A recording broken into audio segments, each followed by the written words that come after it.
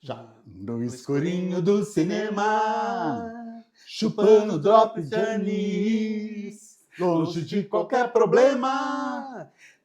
Tá bom, já. Bom, gente, estamos aqui no quinto episódio de Antes da Bengala. E eu estou aqui com meu amigo querido, Miro Gonçalves. Eu aqui querendo rir, né? Miro Gonçalves. Eu vou fazer uma apresentaçãozinha do Miro, como se eu fosse a Tati Bernardes, mas não, né? Mas vamos lá. Estou aqui com um dos mais talentosos estilistas, conhecendo os meus 34 anos na área da moda. O querido Miro Gonçalves. Casado com Ed há 40 anos, Miro mora em Sampa, mas mantém um estúdio oficina em Ibiúna. Miro foi um estilista de acessórios das marcas famosas dos anos 80 e 90, como a Elos, a Zump e a Odyssey. Muito conhecido no mercado, Miro abandonou a moda para se dedicar às artes, como pintura, ilustração, design de joias e fotografia. O seu lugar no mundo é a Itália e sua principal característica é a gentileza, sempre presenteando seus queridos. Achei. Que É carinho, sim, Paulo. Muito obrigado. Miro. Obrigado pelo carinho, obrigado por ter me convidado.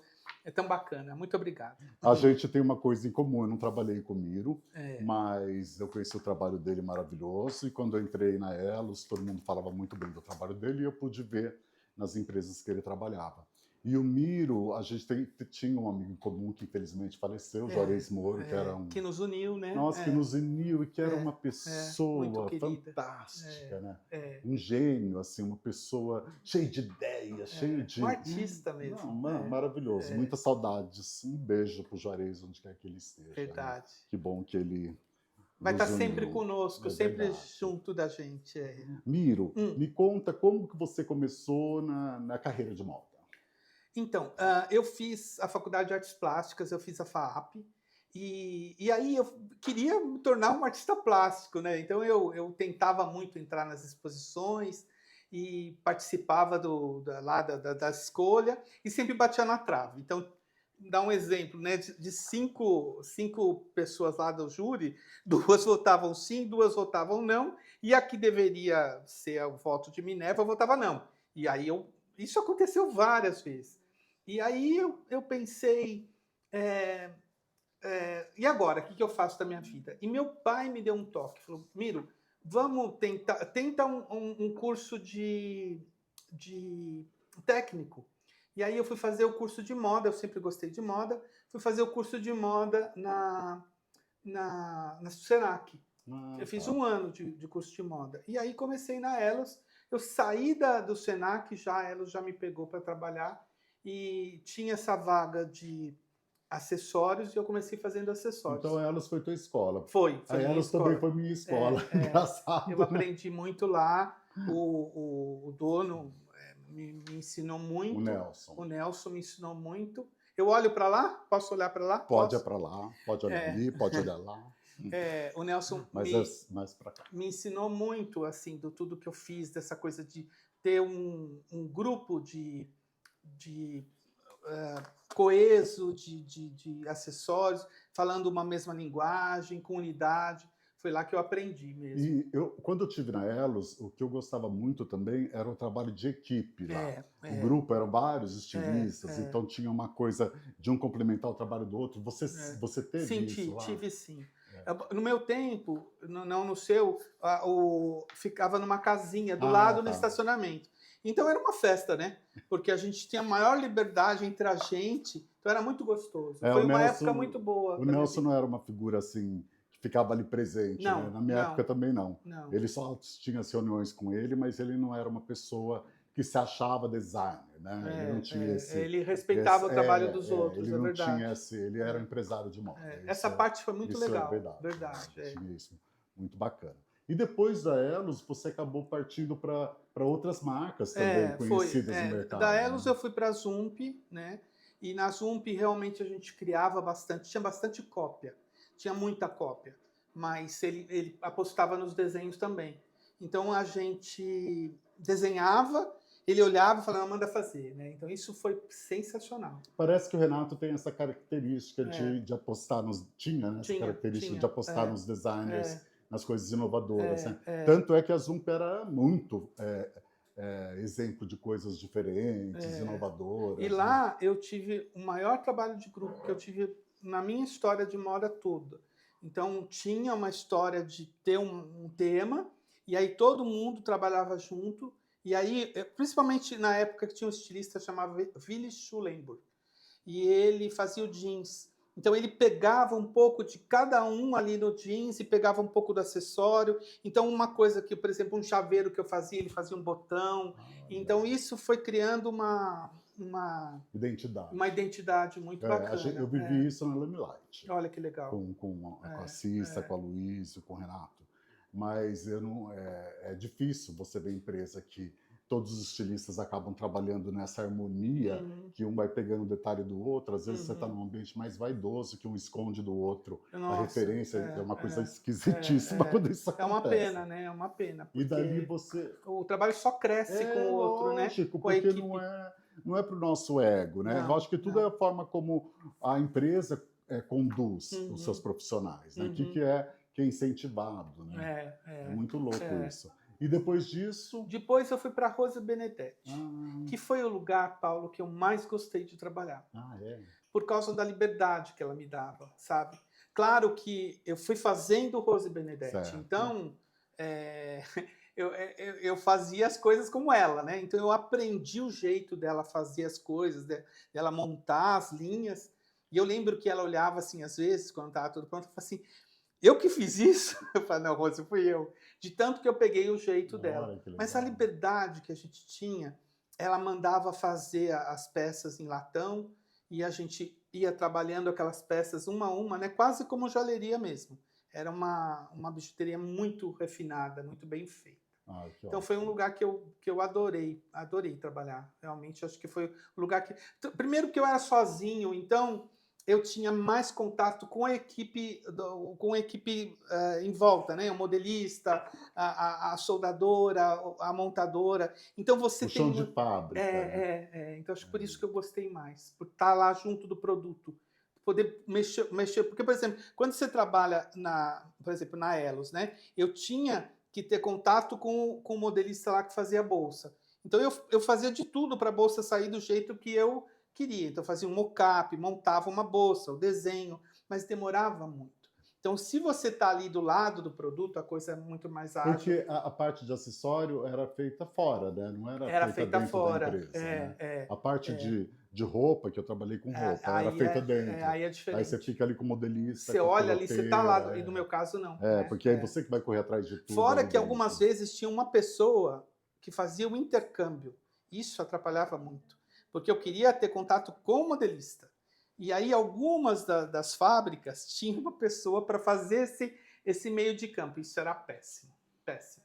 Eu queria estar lá do lado da costureira, do lado do modelista, para a coisa sair do meu jeito, né? E às vezes se tinha uma pessoa lá no meio, só atrapalhava, nunca ajudou. Porque acaba... E às vezes essa pessoa que é o intermediário, ela não entende nem de um lado nem do outro do processo. Ela só fica atrapalhando mesmo, porque ela fica no final meio procurando fazer sentido.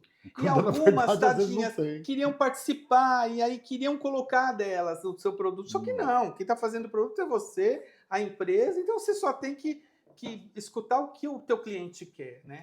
Então isso atrapalhava mesmo. E na Rose não, era só eu e o pessoal da produção, era muito, muito bom. E depois foi Depois foi Leoz. Aí eu fiquei 1 ano trabalhando com a minha mãe, que minha mãe tinha uma loja de roupa, e aí não aguentei, e voltei, e aí fiquei em Leoz. A Leoz teve um período muito legal, que foi eu sempre cito isso para as pessoas, uma coleção que nós fizemos inspirada no Gaudí, o arquiteto catalão Gaudí. E aí toda a equipe trabalhou, todos os estilistas, as costureiras, todo mundo. Foi Não, e Gaudí é maravilhoso para acessórios. E deu muita... Ele é um deus. Deu muita pano para manga, sabe? Para fazer tudo. Então foi... Mas depois disso a coisa foi separando e foi ficando mais... As pessoas mais separadas dos seus nichos ali.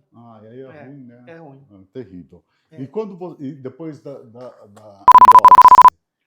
então, aí a ruptura aconteceu ali? Aconteceu ali, porque eu acho que a gente não tinha eu não sentia tendo valorizado, assim, sabe? Tá.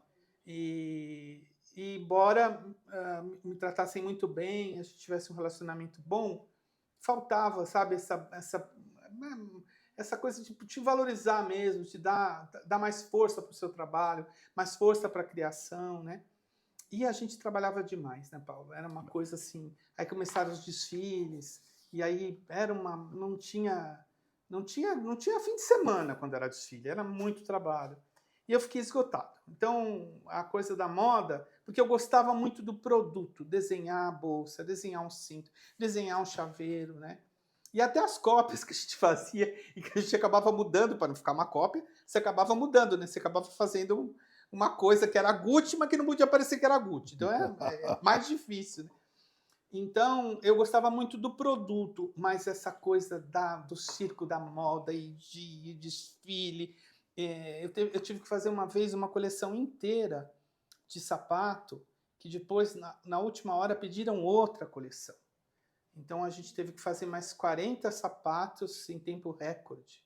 Porque também teve uma coisa, quando começou o Fashion Week, essas empresas começaram a contratar consultores de moda que, na verdade, eles não tinham nenhum conhecimento da marca e eles vinham com uma ideia do que eles tinham visto lá fora e que precisava ser colocado na coleção para o desfile para poder copiar o que eles viram lá fora, porque, na verdade, nem eram pessoas que entendiam tanto assim de estilo, elas eram pessoas que elas tinham uma informação das revistas, dos desfiles, e aí você tinha que fazer uma coisa muito próxima daquilo que eles tinham visto. Então, eles vinham. Então, o trabalho criativo, todo o trabalho de pesquisa que a equipe fazia, morria ali, porque aí a pessoa chegava, mudava com aquele até o penteado era que saiu na revista tal. Eu lembro que uma época que eu trabalhei com o Fashion Week, tinha isso. A pessoa falava, nós vamos fazer esse penteado, porque a gente acredita que algum estilista já conhecido no mercado, né?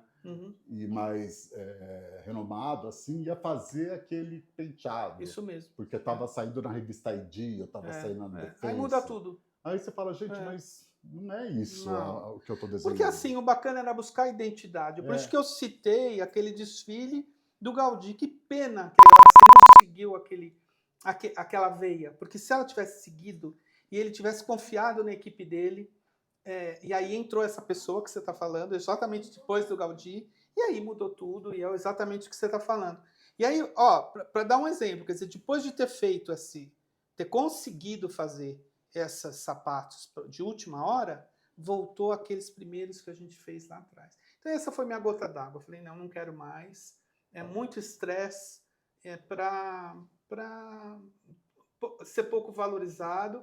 E aí também essa coisa que você está falando, quer dizer, a gente via tudo isso e o empresário não via. Não, e tinha uma coisa muito interessante também que eu percebi, que assim, essas pessoas, como você, né, como o profissional que estava ali dentro, já era uma pessoa criativa, elas tentavam desvalorizar esse profissional para que o conhecimento delas fosse colocado. Exatamente, se colocar acima daquilo. Exato. Uma tristeza.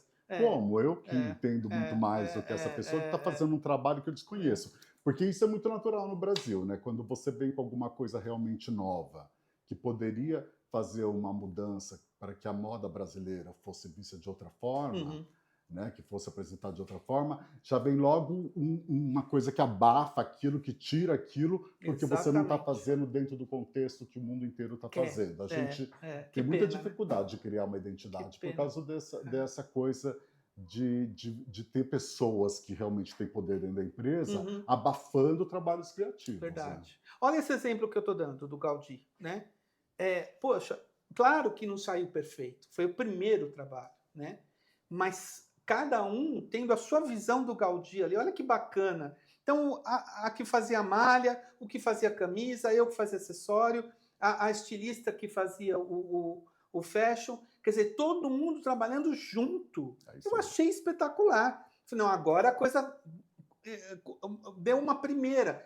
Claro que teve erros, teve coisas que podiam ser melhoradas, mas se a gente continuasse nesse caminho, puxa vida, que bacana, que identidade não seria lá na frente, né? Mas infelizmente veio uma pessoa dessa que você citou E aí todo o trabalho se E perdeu. ela E vai. aí eu cansei. Aí ela É. vem com uma coisa de que é que está usando lá fora É, e que tem que é. ser aquilo E para aí você ter desmerece o uma. seu trabalho, porque ela quer mostrar o dela, né?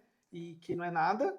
E aí você fala, bom, então pra quê? Não, e aí eu falei, não, vou mudar minha vida, tomei essa decisão difícil. E aí foi o grande, A grande a mudança da mudança. minha Que vida. idade você tinha? Eu tinha 40 anos, exatamente 40 anos. E foi difícil sair porque a gente tinha uma ligação afetiva, né? Com os donos, né? Era uma Era difícil família, romper, era era difícil difícil. romper. É A difícil gente, porque eu gostava muito é. deles, né? Mas eu falei, não, se eu continuar assim, eu vou entrar numa depressão. E Miro, como foi esse processo de mudança? Primeiro, que você, às vezes, você pensa só em mudar de empresa. E depois, quando você percebe que não é só mudar de empresa, mas realmente é mudar a área, é você falar, isso não serve mais para mim. Uhum. Né? Quer dizer, o vestido caiu, eu Caiu, diria assim. o vestido E caiu. você pensa, isso não serve mais para mim, o que eu vou fazer agora? Se você passa, porque tem tudo, ainda mais quando a gente, eu trabalhei em marca famosa, a gente tem uma perda de status Sim. que a gente sofre, uma Sim. perda também daquele trabalho que você faz em equipe, porque as das empresas pessoas. menores você tem que fazer tudo sozinho. E como foi esse processo? Se você, quando você desistiu, você já tinha desistido de toda essa coisa da moda, ou você foi percebendo que ainda não, que ainda precisava da moda, você teve depressão, você teve apoio, como que foi isso? Bom, eu tive apoio do meu companheiro, que viu que eu não estava bem, ele falou, não, você vai ficar doente se você continuar, então eu vou te dar força. E aí eu vi que eu não podia mais ir para moda. E como eu já pintava, já desenhava, eu parti para esse campo. Mas é muito difícil, porque aí você tem pessoas do seu lado, quando você trabalha num lugar, você tem uma equipe lá trabalhando, você tem seus amigos, você tem gente do seu lado, né, trabalhando com você. De repente, você se vê sozinho, trabalhando sozinho. E aí é difícil. Então caiu realmente o poder aquisitivo, né? Mas eu acho que essa parte da falta das pessoas foi mais difícil para mim. Porque é difícil mesmo. É difícil. Com os anos eu fui aprendendo, hoje eu trabalho sozinho numa boa, viajo sozinho, aprendi a ficar sozinho.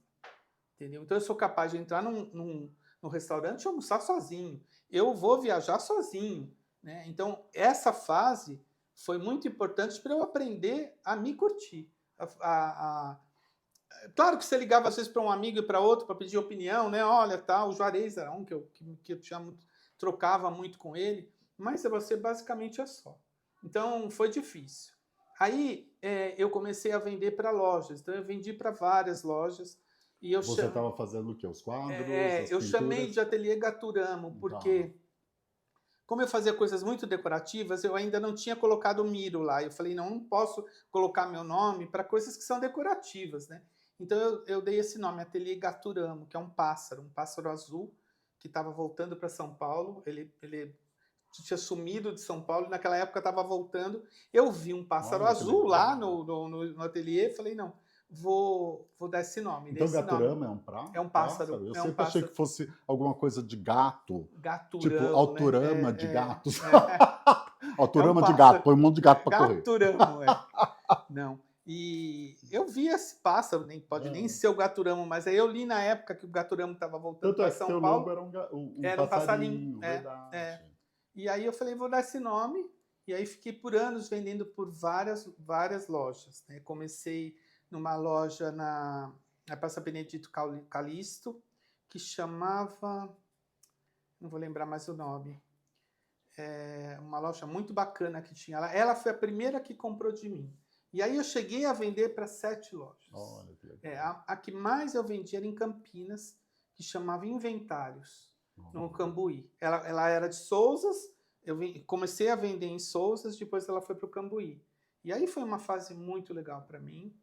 E aí eu quero contar isso, que teve uma fase que deu uma baixa. Então, assim, as lojas foram fechando. Eu cheguei a vender para o Jacaré do Brasil, que tinha 3 lojas. 2 aqui em São Paulo e uma na Bahia. Fecharam. Uma foi fechando, depois isso foi fechando a durante outra. o plano Collor? Não, bem depois. Mas é porque, assim, às vezes loja de decoração, ela tem um tempo mesmo, né?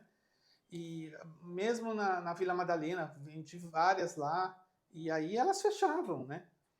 E aí, o que eu faço? Então eu falei assim, poxa vida, vou voltar para moda. Porque você se vê... A única coisa que eu sabia fazer... porque eu falei, não queria depender do meu companheiro. Eu falei, não, eu não vou ficar sem trabalho. Aí eu falei, não, vou ter que... Aí fiz umas entrevistas. Aí que eu vi, falei, não dá mesmo para retroceder, porque foi uma entrevista pior que a outra, sabe? Falei, não vou voltar para isso mesmo. E aí fui retomando aos poucos, aí eu consegui vender para o Conjunto Nacional, tinha aquela livraria Cultura, tinha uma Tinha uma loja loja que era uma galeria de de arte, é arte, e verdade. eu comecei a vender Maravilhosa, a lá. ideia era fantástica Era também, né? fantástica. E Ideia de lá eu fantástica. conheci um pessoal que fazia gravura, e aí a coisa foi voltando, graças a Deus, e eu retomei. Sem poder voltar, sem precisar voltar para a moda. Que é incrível, né? Eu cheguei a fazer umas entrevistas, umas 2 ou 3 entrevistas, uma pior que a outra. Falei, não, ia ser um... Porque eu já estava melhor, né? Então eu falei, não, agora eu aguento retomar, mas não graças a Deus não retomei, não. E aí, então você acabou se reinventando como artista, né? Que foi uma espécie de fênix. Foi. E aí, para você ir para fotografia, porque você tem um trabalho de fotografia muito bom, que a gente estava conversando, Paulo. que não é uma coisa que você comercializa, Obrigado. mas que é incrível, né? Eu vejo no teu trabalho de arte uma coisa muito brasileira, né? Tem uma brasilidade. Você tem algumas referências? Quem são essas referências que você tem, esses seus ídolos, né? Pessoas que a gente observa e que a gente... não é um trabalho de copiar, mas é um trabalho de utilizar as ferramentas que essas pessoas têm. Né? Então, assim, a moda aconteceu para mim, né? Porque eu fiz artes plásticas, eu queria ser um artista plástico. Mas quando não rolou, a moda foi uma coisa que apareceu. Então, eu costumo dizer que eu sempre... Eu fui da moda, mas eu sempre fui um artista, né? Tudo que eu aprendi na FAAP, eu fiz FAAP, tudo que eu aprendi na FAAP, eu usei muito em moda. Mas, Miro, naquela época, os anos 80, 90, se você pegar os estilistas, as pessoas que faziam moda, elas não eram... Porque a gente ainda não tinha faculdade de moda. A faculdade de moda surgiu no final dos anos 80 ou começo dos anos 90. Eu fiz o curso do Senac. Eu fiz da FAAP nos anos 90 e eu tinha feito um curso em Campinas com um figurinista da Racan, sabe? Sei. Mas eu sou publicitário, né? Então, o que aconteceu? Quando eu entrei, o que eu percebi é que eram artistas que faziam moda, né? Sim. Então, eram pessoas muito criativas. É verdade. Então, você lidava com pessoas geniais, eram pessoas até temperamentais. É verdade. Né? Era muito interessante você lidar com aquelas pessoas. E eu ficava... Marilda Brandão, tem que citar Marilda Brandão aqui. E eu tenho que citar o Marquinhos, né? Que eu amo, o Marco Aurélio Rocha. E que eram pessoas que você ficava olhando para aquele cara e falando, meu Deus, e bebendo o que essas pessoas falavam, né? E eu olhando, porque eu lembro que eu fui na casa do Marquinhos, tinha uma bibliotecazinha ali de livros de arte, eu fiquei ali olhando, falando, meu Encantado, Deus do né? céu, olha a cultura que esse cara tem, quero ser ele quando crescer. Né? Então é uma coisa muito engraçada, como eram artistas, eram pessoas com uma sensibilidade muito aguçada e que às vezes vinha da arquitetura, ou às vezes vinha das artes plásticas mesmo, ou vinha de outros movimentos artísticos, e eu ali para a moda, fazer moda acabava indo para né? moda. Até que surgiram os profissionais de faculdade. Então, né? assim, eu lembro que quando eu ia para fora e que eu via os livros, eram 3, de 10 eram 3 de moda. O resto era de artes plásticas, de fotografia, né, de outras coisas. Eu acho bacana porque a gente não tinha aquela coisa tão, né, bitolada em moda, a gente era mais aberto para as outras coisas. Isso ajuda muito a nossa geração. Eu lembro daqueles books da Promostil, eu tenho até uns books aí que eu guardei desde os anos 90, que era uma coisa muito interessante, porque, na verdade, tinha pouca roupa, era tudo as tendências e inspirações de lugares, arte, objetos, cultura, comportamento, né? Era uma coisa que ainda é assim no fundo, né? Que a gente Hoje a coisa é muito feita para vender rápido, né? É. Então não existe essa percepção da história, né, do que está Uhum. acontecendo no mundo. É tudo muito rápido. Eu assisto a alguns influenciadores mais sérios sobre comportamento e eu vejo que cada semana eles estão falando de um movimento novo dessa cultura das novas gerações. E eu fico assustado, porque eu falo, meu Deus do céu, essa geração não tem sossego? É. Né? Porque O como que ela tempo pode ser todo. feliz se o tempo todo estão falando É. para ela fazer algo diferente? É. Como que elas podem saber o caráter que elas têm, né? E eu falo caráter cultural, a forma de gostar das coisas, a forma de vivenciar as coisas, se você não tem conhecimento profundo de nada Verdade. e se você fica mudando o O tempo tempo todo todo, conforme um novo movimento né? surge, né? Porque aí você fala, ai, agora é Copa Amarela, aí todo mundo tem que ter o Copa Amarela. Aí daqui Todo 3 mundo vai semanas fazer, fala, não, muda agora tá tudo. todo mundo com É. papel branco, aí todo mundo É. tem que ter papel branco. Eu falo, gente, coisa chata, porque você acaba não podendo escolher e você acaba não podendo também se organizar, inclusive financeiramente, para você ter um futuro mais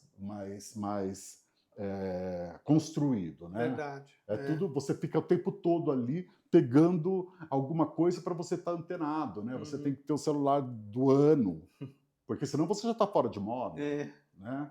Então você fala, gente, coisa esquisita, né? Aí você tem que ter o tênis novo, agora tá usando tênis tal. Aí eu lembro, eu sempre achei ridículo, quando aparecia todo mundo na primeira fileira usando o mesmo Uhum. tênis. Ah, meu Deus, Jesus, sim. eu falava, gente, o É. pessoal trabalha com moda, elas estão usando tudo o mesmo tênis, É. que é o tênis do momento. Cadê a autenticidade das pessoas? É. E hoje é muito mais frenético isso, né? Cada vez mais. É.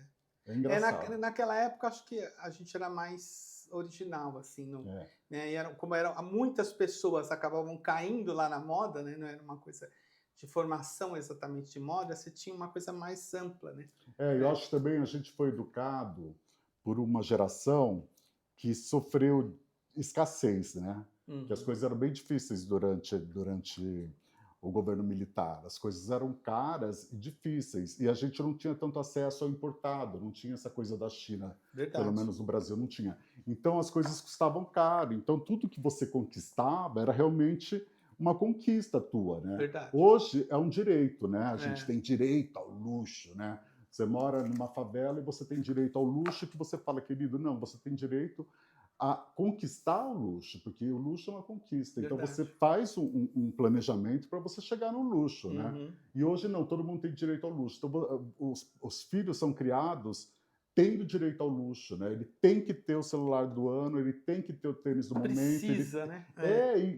E não existe um não, nós não podemos ter isso. Uhum. Papai não pode comprar Uhum. isso, né? Então isso tudo interfere Porque muito na nossa moda. geração a gente escutava. Então a gente tinha uma consciência de que apesar da gente trabalhar com moda, a gente não podia consumir essa moda cara. Uhum. Né? A gente não tinha o acesso ao luxo. A gente olhava, ia lá ver Chanel, ia ver Dior, ia ver todo mundo que a gente pesquisava, mas a gente sabia que a gente não tinha esse acesso, porque a gente estava planejando outras conquistas na vida da gente. Né? Você queria ter um apartamento, queria ter um carro, você fazia os cursos não eram baratos, eram caros. Né?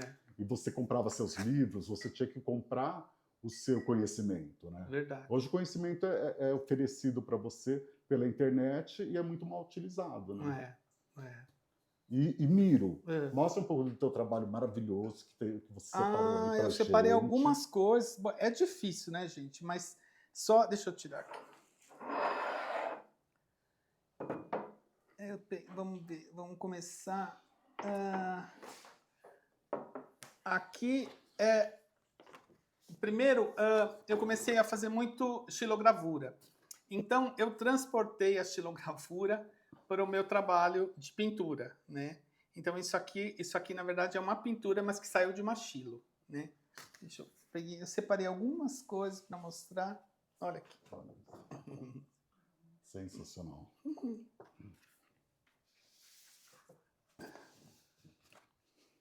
Aqui. Sereia. Eu vejo que você gosta muito dessas figuras... Sim. Como podemos dizer, do folclore, essa aqui da nossa cultura. Eu brinquei muito com ela. Então, tinha ela dupla. A gente acaba fazendo, quando você faz a gravura, você pode mudar o esquema, né, dela inteira. Dela dobrada aqui, mexi muito com Essa ela. aqui, gente, é a Luz Del Fuego. É a Luz Del A Fuego, Luz Del Fuego foi uma verdadeira revolucionária dos anos 40, 50. E se hoje vocês ficam tensos quando a Anitta chacoalha a bunda, ela Imagina, como ela foi ia à no frente. carnaval da Copacabana nua, praticamente. É, Ela vivia sendo expulsa das festas, uma figura, e ela criou a primeira ilha, que foi um clube de nudismo. Ela foi uma mulher incrível. Muito à né? frente do Muito tempo à frente dela. do tempo É. dela. Aqui eu acho que dá bem para entender o conceito do meu traço e do que eu tento fazer hoje nas gravuras, né? Aqui.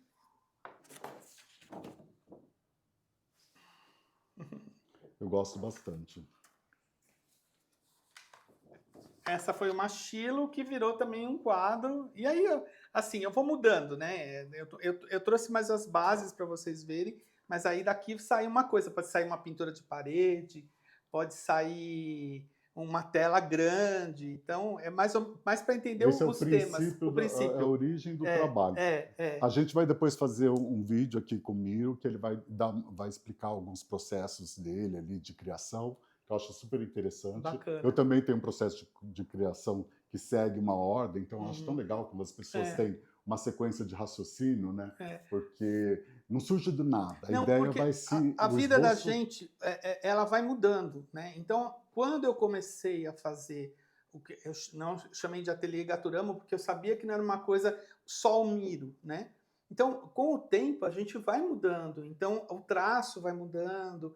E hoje é uma coisa mais autoral. Não que não fosse também no tempo do Gaturama, mas era uma coisa que eu fazia para vender, né? Então, o meu trabalho foi mudando pelo tempo, a gente vai deixando a coisa acontecer para também ver o que aparece. Miro, você já pegou trabalhos? Porque uma vez eu peguei alguns trabalhos que eu fiz em 94 e acabei atualizando eles e fazendo uma série de pin-ups meio francesinhas do final do começo muita do século, coisa volta. que você fala, eu vou pegar essa posição, vou pegar esse desenho, só que você faz outra coisa. Eu não consigo mais desenhar o que eu desenhava.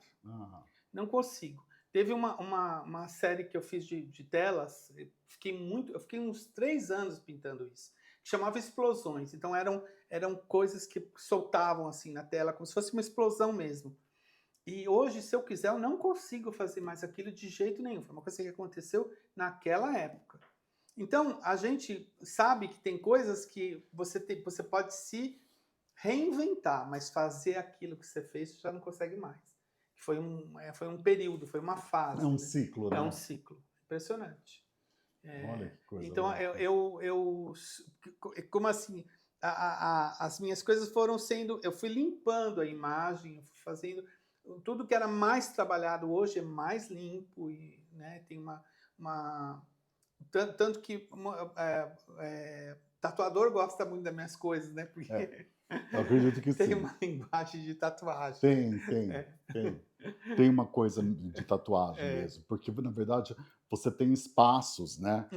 Teu desenho tem espaços que dá para fazer. A brincadeira. Tanto que quando eu faço a tela, que eu não trouxe uma tela aqui para mostrar, né? Trouxe só os desenhos, tem um fundo, aí eu ponho um fundo, aí tenho toda uma outra história, né? Que aí você trabalha o fundo com aquela figura. Eu pinto parede também, né? Então, assim, tudo dentro desse que eu mostrei para vocês, essa cara aqui meio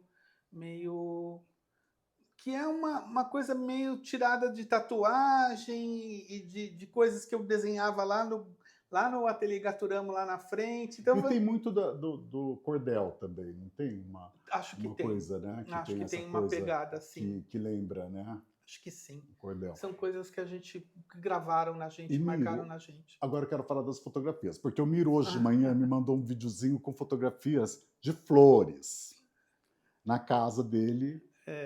Na casa de campo, lá em Biúna. E é uma coisa, as fotografias são lindas, eu gosto muito de lindas. E eu acordei com essas fotos e falei, olha que lindo isso. E aí falei, Miro, são suas. Ele falou que era, né? E eu achei fantástico a composição de como você coloca isso, né? E eu acho engraçado porque eu acho que o teu trabalho como artista, ele tem uma brasilidade bem forte, ele veio de uma coisa... Ele vem de uma coisa que eu acho que é bem os nossos costumes aqui. Eu não tenho isso, eu acho que minha influência é muito mais europeia e americana Uhum. do que essa coisa do Brasil mesmo, ali raiz. Agora que eu estou colocando mais Brasil na minha vida, Uhum. nesse sentido. Mas o meu universo sempre foi Disney, Hollywood, Uhum. então é isso que me encantava, nem me encanta ainda. E eu vejo que o teu trabalho de fotografia, ele tem uma pegada europeia, porque ele tem uma Olha, coisa bucólica. Ele não é. tem essa alegria que tem teu trabalho Não na tem, é arte. É verdade, bem é verdade. interessante Bem isso, né? diferente. É diferente. É. Porque ele tem uma coisa que é sempre bucólico, que tem uma coisa como se fosse... É invernal o seu trabalho de fotografia, tem né? E o teu razão. trabalho de arte é uma coisa verão, né? Ele encanta os olhos. Também encanta os olhos, mas é um encantar mais tranquilo, né? Não tem essa coisa da vivacidade, que você fala, olha que lindo isso, e fica olhando ali e fala, olha que maravilhoso, porque o colorido, né? Se a gente pensa nos nossos ícones de pessoas coloridas, Carmen Miranda, El, que maravilha, né? E tantas, né? Dercy Gonçalves, ela tem as nossas figuras são coloridas. O Ateliê né? Gaturamo era muito colorido, mas muito colorido. Eu misturava muitas cores. E agora eu fui indo mais para uma paleta mais básica, assim. Porque eu acho que é uma coisa que vai acontecendo, né? E se você me perguntar como é que eu misturava tanta cor, eu acho que eu conseguia misturar, mas com uma harmonia, né? Não sei explicar, é uma coisa que saía, né? E que eu vendia muito bem, principalmente em Campinas. Aí a coisa foi mudando para essa coisa mais gráfica, né? Mas foi uma coisa que aconteceu sem eu forçar. Eu acho que a gente tem que deixar o trabalho acontecer, né? Não, mas eu acho que ainda assim que é gráfico, ainda ele tem ele tem uma alegria, olha aqui. Eu acho que isso tem uma alegria. Entendi. Né? Mesmo sendo em preto e branco. Eu acho que tem uma alegria nisso. Entendi. Mesmo que você mesmo se você mostrar uma realidade que é mais dura, ainda vai ter uma alegria. Entendi. Ali. É nesse sentido entendi. que eu falo.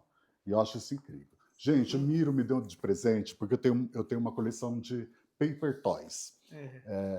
Eu comecei colecionando bonecas de papel, e depois de bonecas de papel fui colecionando brinquedos de papel, e hoje eu tenho uma página que chama Paper Toys Collection, Paper Underline Toys Underline Collection, e ele me deu uma coleção de originais, meus amores, que ainda não postei porque eu estava esperando você vir aqui, de originais de personagens, bonecos, bichos, santos, anjos, moda.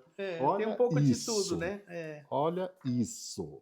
Essa é uma oriental. Gente. Aqui você recortaria, né? E aqui é o lequinho da oriental. É sensacional isso. Esse é o São Francisco. Acho que você colocar assim, mas ó, São Francisco também, as partezinhas dele para montar. Não, demais. Esse é um cachorro grego que eu falo. Ó, aqui. Você tá vendo? As patinhas você monta, né? Não, é demais isso, é demais. O gato, que eu achava que esse era o gatorama. Esse gato foi o que eu mais, no tempo do ateliê, era o que eu mais vendia em tela, em tudo. Era é interessante essa coisa do gato, né? A infanta. A infanta, ó, as mãozinhas aqui para colocar aqui, tá vendo? São bonequinhas, né? Olha, gente, século XVIII, uma coisa Maria Antonieta. Eu amo Maria Antonieta. Também. Aí também, ó. Marie. Aí foi a história da moda que eu fiz. Aí eu fui fazendo as bonequinhas de cada década. Eu adoro os né? nomes. Você sabe que eu também coloco nome nos meus desenhos de mulheres. Eu coloco uns nomes que eu acho que tem a ver com isso. Aqui é o estilo Império. Eu adoro o nome. Guacira. Guacira, estilo Império. Adoro. A Lucy. A Lucy, que é uma Scarlett O'Hara. A Scarlett O'Hara. Aqui já é a anos Lita, 10. Olha, muito... Corre. Muito. E aquela condessa de... Ai, fugiu o nome. Não é de Castiglione. Aqui a nossa Carmen Miranda, né? Carmen Miranda, tão linda. O New Look. O New Look. E a Raimunda, a chique. A Raimunda. A Gil. Aqui é dos anos 80, né? Anos 90. Tá? 90. Ela é meio grunge, né? Total grunge. Aí é 80. Nice, anos 80. Nice era minha mãe. De Lucille Ball, adoro. Nice era minha mãe, loirinha. Minha mãe Frida. usava... Frida. Que lindo isso, Hum. Miro. Aqui é uma tela, né? Nossa, lindo Eu dei os isso. originais para ele, então. É, lindo. Aqui tem um Um anjo, anjinho, olha que lindo. E aqui tem Aqui é toda a historinha da da moda que eu dei moda. para ele para seguir. Gente, É. é sensacional. Eu adorei, Algumas eu Miro. vendi, eu dei, não sei, Ah. então não tá aqui. Só as que eu Mas eu que amei, eu vou resistiram, que eu dei publicar pro Paulo. todas elas na minha página. É Maravilhosa. bacana dar porque o Paulo tem aqui um acervo, né? Então é bacana porque eu sei que isso um dia vai ter um caminho bacana, né? Vai, porque é coisa, gente. É coisa, tralha. é coisa. É muita antiguidade. É. Ô, Miro, agora, quanto time, meninas? Podemos ir Ah, é? tranquilamente. Ah, meu Deus. Então tá É. bom. E você já falou que a moda ela acabou te influenciando em todos esses trabalhos que você Ah, veio eu a acho que fazer, né? sim. Eu E acho como que design de joias, semi-joias que você Uhum. faz, Uhum. como é esse processo? Porque você sempre está fazendo e eu vejo você presentear as pessoas, às vezes coisas lindas que as pessoas ficam encantadas. Porque, Paulo, é assim, viver só da arte é difícil, porque a gente tem períodos, né? Então, eu ainda vendo minhas gravuras, eu vendo meus quadros, mas eu precisava ter um extra, alguma coisa que me ajudasse na minha renda. E aí que eu comecei a fazer as joias. Foi uma coisa que foi indo devagar, e hoje eu vou falar que 70% da minha renda vem das joias. Então, foi uma coisa que, graças a Deus, deu certo. E aí vem muito do que eu aprendi lá na Rose Benedetti, nos anos com ela, né? Que veio daquela bijuteria, mas aquela bijuteria feita com uma preocupação, né? Com uma história e tal. Então, eu graças a Deus, estou tendo bastante retorno. Você cria temas? Eu crio temas. Eu tenho várias coleções de vários temas. Eu lembro que uma vez você mostrou um tema, que eu não lembro qual era, mas eram umas coisas maravilhosas. Eu já fiz várias coisas assim. O tema me ajuda muito, porque aí eu vou buscar, né? Eu fiz uma inspirada em Matisse, que aí a gente cortava as forminhas do Matisse no latão e fazia as joias com aquelas forminhas. É muito legal. Nossa, Tudo isso veio da Rose, né? Eu peguei essa coisa dela de transformar a arte e colocar na bijuteria ou na joia, né? Eu vejo a Rose ainda tá. A Rose tem uma página incrível que ela mostra umas coisas que ela fez para Yves Saint Laurent, para umas pessoas assim. Sim, ela fez para o Saint Laurent ela é tão interessante, muito interessante. agradável, eu aprendi muito com ela. E ela vai mostrando os books, eu fico chocada, porque você sabe que eu adoro um book. Ela tem uma história muito rica. E os anos que eu trabalhei lá foram muito, muito proveitosos para mim. Eu aprendi muito lá, tanto com ela. Primeiro, o respeito que ela tem pela gente, né? O que você sabe que quem trabalha com moda, às vezes, a gente não é sempre respeitado. Não. Respeito não é uma palavra que está muito com a moda. E ela não, ela respeitava muito a gente. E quem trabalha hoje com ela deve sentir isso ainda, né? Então, aprendi muito com ela. Só que, assim, o meu trabalho hoje é um pouco mais restrito, então eu não tenho fundição, né? Eu trabalho com coisas meio prontas, né? E uma outra coisa que eu recorto. Eu faço no latão eu mesmo, mas isso aí é mais específico, né? Entendi. Entendeu? Aí são peças realmente exclusivas. Então eu faço um pouco do que como diria meu amigo, eu faço de um pouco de tudo. A gente precisa se reinventar, né, Paulo? É importante isso. E Miro, deixa eu te falar uma coisa. Para que, por exemplo, para as pessoas que hoje estão passando por esse processo que você passou aos 40, de perceber que não é mais aquela área que você... Porque tem uma coisa, gente, não é que a gente... Deixa eu até deixar isso bem claro. Não é que a gente está cuspindo no prato que comeu. De jeito nenhum. Nós tivemos momentos maravilhosos dentro da área de moda. Nós aprendemos até o final da minha carreira, foi tudo maravilhoso, né? Porque eu tô... passando por esse momento de transição que o Miro passou aos 40, agora. Eu estou fazendo 59, quando isso for para o ar eu já vou estar com 59, estou passando agora. Então, é só que quando você percebe que não é mais e você procura um caminho novo, é muito difícil. É difícil. Não é fácil. E assim, a Miro ainda teve uma pessoa, né? O parceiro dele, Ah, o sim. Ed, isso Eu dá não um... teria. Sou casado há 40 anos, né? Isso dá um respaldo.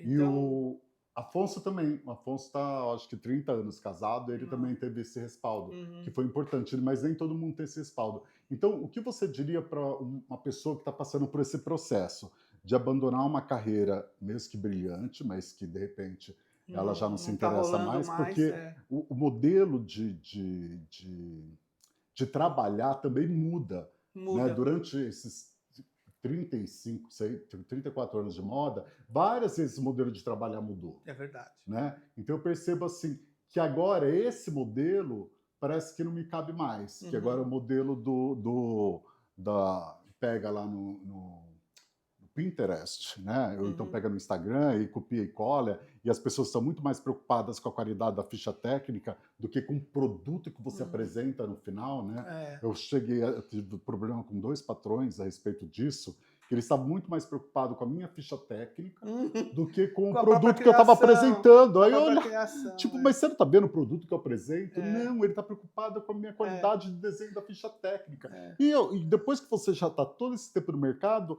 você não está mais ligando para a ficha técnica. Por que tem que estar ligando para a ficha técnica quem está começando? Verdade. Porque quando você começou, você fazia a ficha técnica. Então é muito louco esse processo, porque hoje eles querem que você seja o estilista, e o assistente e o coordenador. E sei lá mais o quê. O que você pudesse... e também o que vai cuidar das redes sociais. E se bobear, o que vai falar sobre a moda na frente das redes sociais. Ou seja, você tem que ser tudo. E no final você acaba apresentando um trabalho que é muito medíocre, que é tudo igual ao do vizinho, enquanto você poderia estar apresentando um trabalho mais autônomo, né? mais único. Né? Eu assim, tive... eu vou citar a Zump, porque o pouco tempo que eu tive lá, mas a liberdade que a gente tinha de criação lá era muito grande. Pelo menos do tempo que eu trabalhei e com quem eu trabalhei, né? Então, era gratificante você poder desenhar uma peça e a pessoa falar para você, o seu patrão lá, falar, não, pode fazer, vamos fazer, e depois isso ir para a loja, né? Então, isso para a gente é gratificante, porque eu nunca fui muito um estilista, eu sempre me considerei mais uma pessoa mais de produto, de trabalhar o produto, de desenhar o produto, de criar uma bolsa. Então, foi sempre mais a minha parte. E você, e o teu chefe chegar para você, não, vamos fazer essa bolsa, né, que é um desenho seu, e chega lá no produto, na ponto de venda, ela vende, isso é muito gostoso, é muito gratificante. Então, isso eu acho que foi uma época bacana, uma época que as pessoas investiam, né, nisso. E eu espero que um dia volte, Paulo. Para esses novos profissionais que estão mudando de área, porque eu perguntei e não deixei você falar. Verdade. Né? Eu vou voltar na pergunta. Não parei de falar. Voltar na pergunta. Vamos voltar para a pergunta. O que você diria para eles hoje?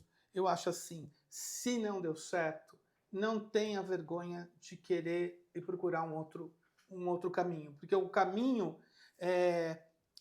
você sempre vai achar um outro lado, uma outra coisa. Não fica ali perdido. Se a coisa não andou, se a coisa não foi para frente e você é talentoso e você pode dar mais, procura um outro lado. Não fica perdido, não. Miro, e tentando ali na mesma coisa. E o que você diria para o Miro de quando começou na moda e também para o Miro de quando você se viu no final da moda, assim, quando você começou, as tuas expectativas e o que você diria para ele, e quando você terminou, as suas expectativas do que viria e também o que você diria para esses dois Miros?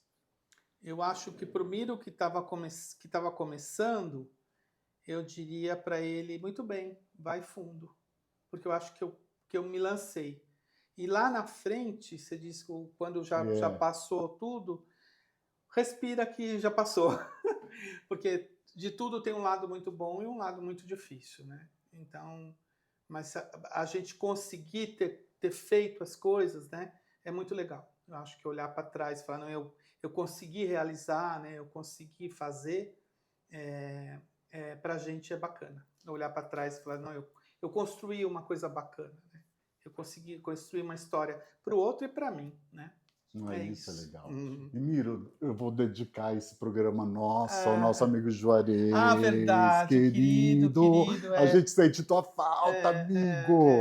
E eu quero falar para vocês que pedir para vocês, né, que aqui a minha diretora aqui está colocando umas plaquinhas para me lembrar, para pedir para vocês se inscreverem no canal, Isso. que é Antes da Bengala, Antes da tá Bengala. bom? A gente lança todo domingo a partir das 18 horas no YouTube. E é isso, gente. Sigam, comentem, Obrigado, compartilhem, gente. Muito obrigado. falem. Obrigado pelo carinho, obrigado pela atenção, obrigado às meninas que estão ali. Valeu, valeu. Bom falar um pouquinho da gente para essa geração nova. Né? E a gente agora vai fazer o filminho de você explicando os seus trabalhos, que a gente vai postar também. Beijocas. Obrigado, muito Falta obrigado. falar alguma coisa? Então é beijos mesmo.